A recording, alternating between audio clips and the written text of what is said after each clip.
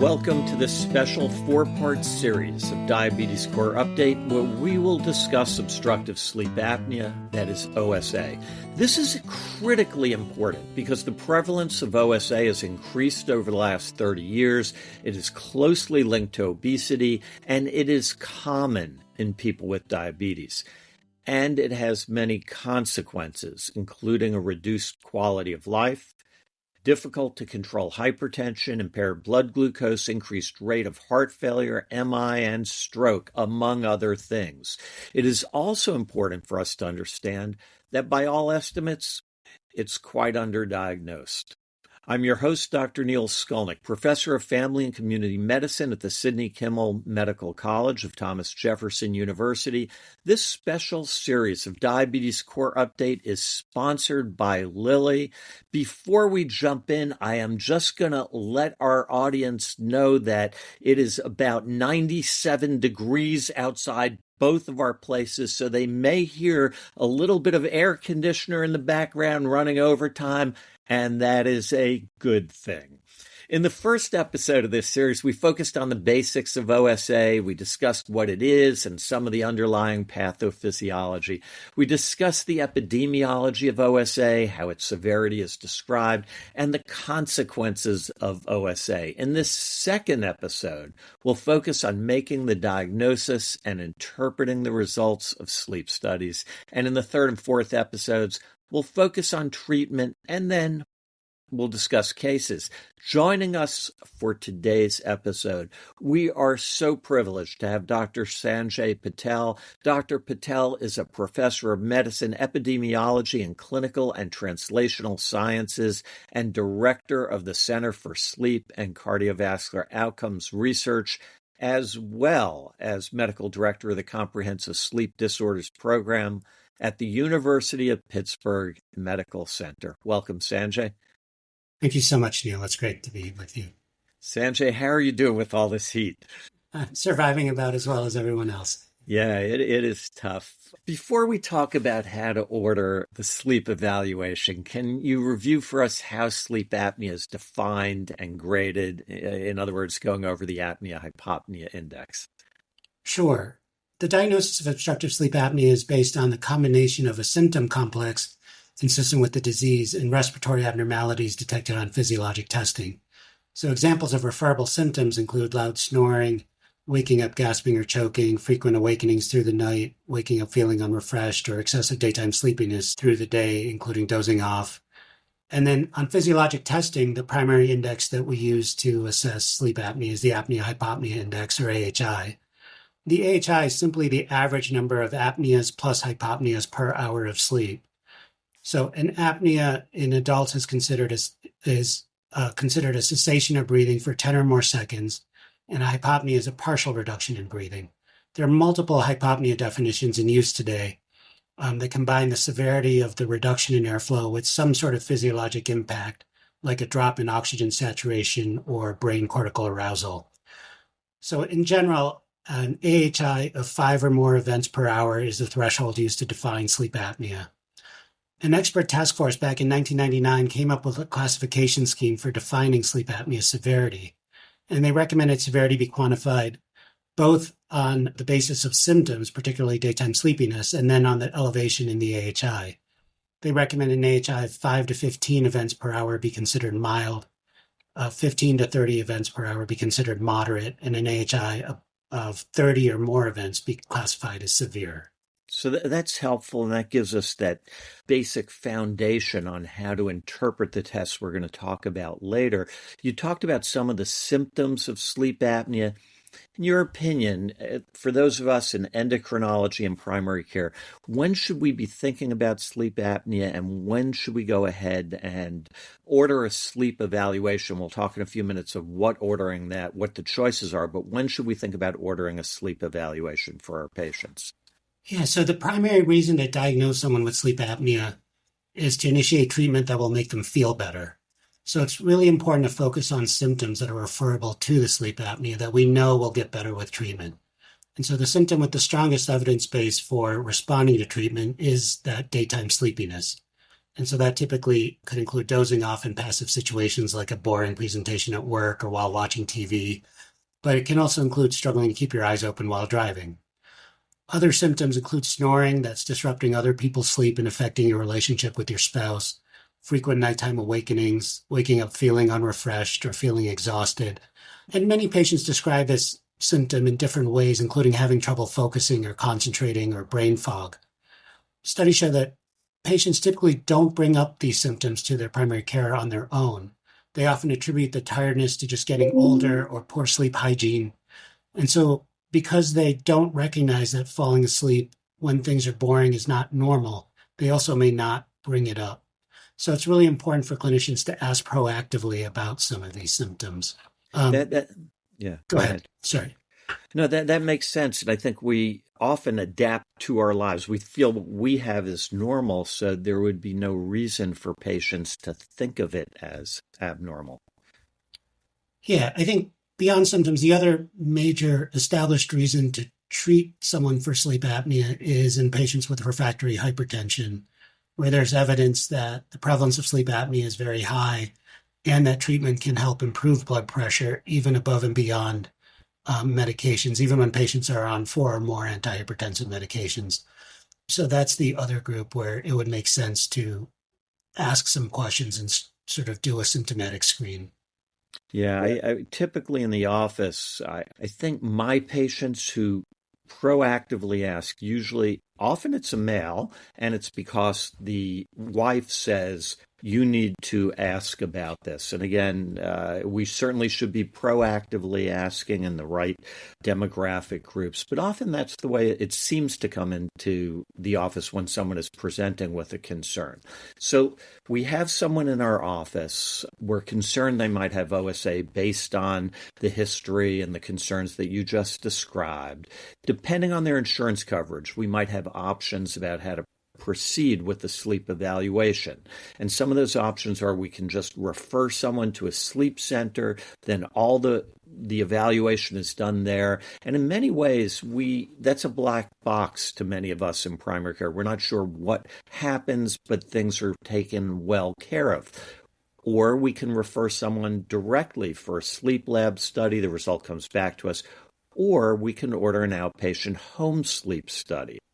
Can you lead us through those different choices and perhaps the advantages and disadvantages of each of those approaches? Sure. So I think it's probably easier to start with just talking about home sleep tests versus in-lab sleep studies. Home sleep testing involves much more limited monitoring that's just focused on breathing and can be self-applied by patients. They can do the test in the comfort of their own home, which allows them the ability to do the test in their natural setting at the time that they normally sleep. So for shift workers, it may be during the day, sleeping in the place they normally sleep. Some of our patients sleep in a recliner and not in a bed, with their usual medications and their typical alcohol consumption.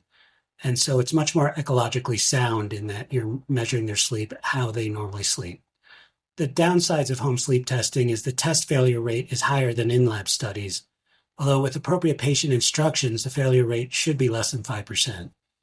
The home sleep test also, in general, tends to underestimate the AHI, so this can lead to a higher false negative rate. In-lab sleep studies happen in a sleep lab with a much more comprehensive set of monitors that are applied by a sleep technician who's there with the patient through the night. The technician ensures the monitors don't fall off in the night and keeps the patient in a relatively fixed position on their back to try to bring out any apnea. Patients typically sleep worse than they would in their own home because of the greater burden of monitors, sleeping in a strange place, anxiety about having someone watching them. There's often a longer waiting time to get into a sleep lab to do an in-lab study.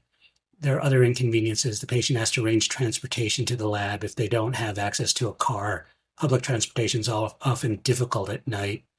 If they're a single parent, they have to arrange childcare at home. Other issues like that. They often have to take the next day off from work to go home and get cleaned up and catch up on their sleep because they didn't sleep well. And so it's much more of a patient burden. The in-lab study is also much more expensive. But the advantages of an in-lab study over a home sleep test is that you're collecting data on a lot more than just respiratory channels, which can be helpful in evaluating for other types of sleep disorders. And then there's also that technician present who ensures the monitors are placed appropriately and there's good quality signal throughout the night, so failure rates are very low. In terms of choosing between them, there have been close to a dozen randomized trials comparing a home-based versus lab-based strategy for diagnosis and treatment. And the trials have consistently shown that both strategies lead to equivalent clinical outcomes. So given the greater convenience, lower cost, and patient preference, I think the default option for most patients should be a home sleep test. The main reason not to order a home sleep test has to do with the differential diagnosis. If you're worried that the patient may have another disorder other than obstructive sleep apnea, then that's probably a good reason to think about an in-lab sleep study. So if you think their sleepiness may be from narcolepsy or another hypersomnia, or they may have another type of sleep-related breathing disorder like central sleep apnea or a hypoventilation syndrome, home sleep tests don't do a good job of distinguishing between different types of sleep disordered breathing. And so, again, if there are reasons to think someone's at high risk of central sleep apnea, like they have heart failure or they're on chronic opioids, or they have underlying lung or neuromuscular disease, that makes hypoventilation syndrome a possibility in their differential, then an in-lab sleep study is probably the better choice. The other major reason to avoid a home sleep test is when the patient can't be trusted to apply the test properly themselves. So if they have cognitive impairments or they have physical limitations where, for example, they can't dress themselves, then a home sleep test is probably not going to work well. The other part of your question is when should you get a sleep medicine consultation? And this really depends on what the familiarity and just comfort of the primary care clinician is to common sleep disorders. If a primary care provider is comfortable making a diagnosis of sleep apnea and managing it, starting patients on CPAP and following them, then they probably don't need to get a sleep consultation, other than if they think the patient may have a rarer condition like, again, narcolepsy or central sleep apnea, where they probably don't have much experience with those diagnoses. You know, it's interesting. I am actually thrilled to hear the way you talked about home sleep studies, because often I've heard colleagues say they're not very good. And when I read about them, and this is specifically from a review article in JAMA from 2020, it said that home sleep studies compared to in-lab had a sensitivity and specificity in the range of 80% sensitive, 80% specific, which in my mind is, while imperfect, is kind of in the same range as something we often order in primary care, which are stress tests.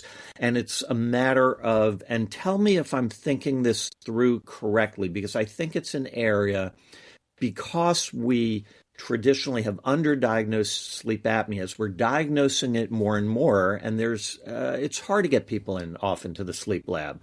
We're going to start ordering these outpatient tests more and more. So we need to be careful that we're selecting the right person, understanding pretest probability, and what to do with the results. Does that make sense? Yeah, I think that's exactly right. I think if you have someone who has high pretest probability and their home sleep test is negative, you shouldn't stop there, right? You should understand that the study does have some false negative rate.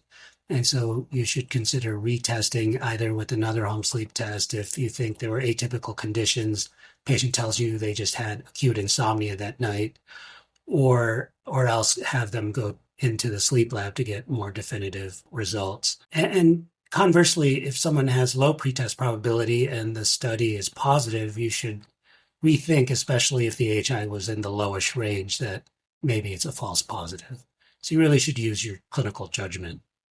Yeah, and there's that large group of people that fit, just like they do when we order cardiac testing, in a moderate probability range. And those are good tests. You get that positive test, you can feel pretty confident in moving ahead with treatment. And a negative test avoids my having to send every patient I think about this with onto you. Is that a correct way to view, in essence, what's two-step testing, deciding when we need to do a second step?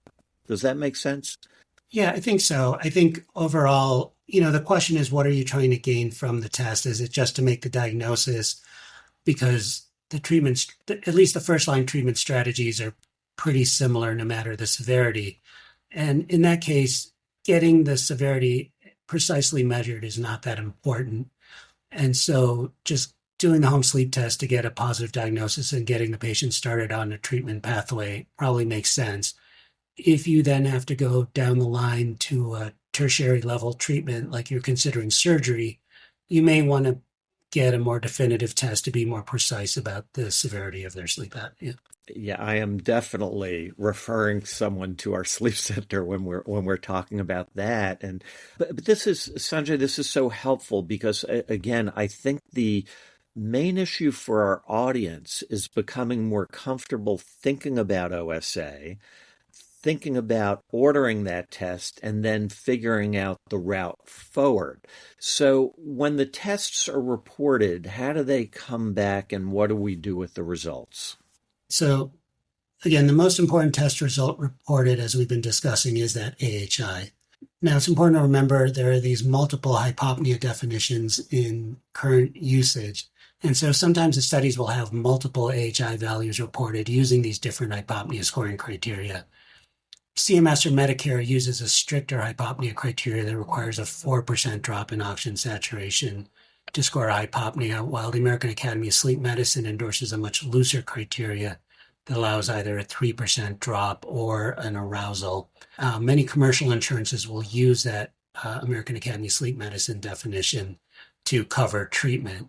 And so the main reason to look at those different AHIs are just to understand which insurance, which criteria that your patient's insurance are going to use, Medicare being the stricter and so the smaller number. In general, if the patient has symptoms referable to sleep apnea and has the AHI of 5 or above, then you should start treatment and you can discuss the different treatment options. The sleep study reports will often give some additional information. They might give the AHI in different body positions, like a supine versus a lateral or prone AHI. These numbers can sometimes be helpful if you see a patient who all of their events happen only when they're laying on their back. In those sorts of patients, what we call positional therapy may be an option for patients who don't want to use other treatments. And this is sort of a treatment that aims to just prevent the patient from sleeping on their back. There are a number of other measures like a REM AHI versus a non-REM AHI. I don't think that's particularly useful since every night everyone's going to have a mix of REM and non-REM, so it doesn't really help make treatment decisions. Otherwise, on a full sleep study, you may get a lot more information like sleep stages and the number of arousals or limb movements, things like that. Again, I don't know that those are particularly useful for making treatment decisions. Patients are often really interested in how much slow wave sleep or how much REM sleep they got, but those really aren't used for clinical decision making. The last set of measures are measures of severity of hypoxemia. There's research to suggest that these metrics may better predict cardiovascular risk than the AHI in general. But again, there's no clinical action to take if the hypoxemia is due to the sleep apnea. The point is, if you treat the sleep apnea, the hypoxemia will go away. The only reason to look at that is if the hypoxemia appears independent of the sleep apnea, where maybe the patient is hypoxemic even at the beginning of the night before they start having events. That might lead you to think that the person may have some undiagnosed cardiopulmonary disease like COPD or heart failure that you might want to do some further evaluation for. It's so helpful. You mentioned earlier in passing, and I just want to come back to it, about alcohol. What's the effect of alcohol on sleep apnea? Yeah, so alcohol will both reduce the arousal threshold, so any events will be longer before you wake up, so your hypoxemia may be greater, as well as relax the muscles in your upper airway, and so make you more prone to having an obstructive respiratory event. And so in general, alcohol will tend to increase the apnea-hypopnea index. Interesting. So we've covered a lot of ground. We're almost out of time. Sanjay, do you have any final thoughts for our listeners? No, I think the main message I would have is, again, to just recognize the inherent limitations of the AHI and sleep testing, as we've discussed, and so that it's really important for clinicians to use their clinical judgment in taking the symptoms and the clinical history to have that pretest probability to help them decide who to test, how to interpret the results, and who to trial on a treatment. Sanjay, this has been just so helpful because I can say from my own point of view, and I think this is true of many of us in primary care and endocrinology, this has been an area that is intimidating. And the way that you've really given us a straightforward approach, I think should allow us to be more comfortable thinking about OSA and then making the diagnosis and figuring out then how to work collaboratively with our sleep medicine colleagues with regard to treatment. So, Dr. Sanjay Patel, I just want to thank you so much for joining us. Thank you, Neil. It's been great to speak with you. And most of all, to our listeners, thank you for joining us on the second of this multi-part series on obstructive sleep apnea.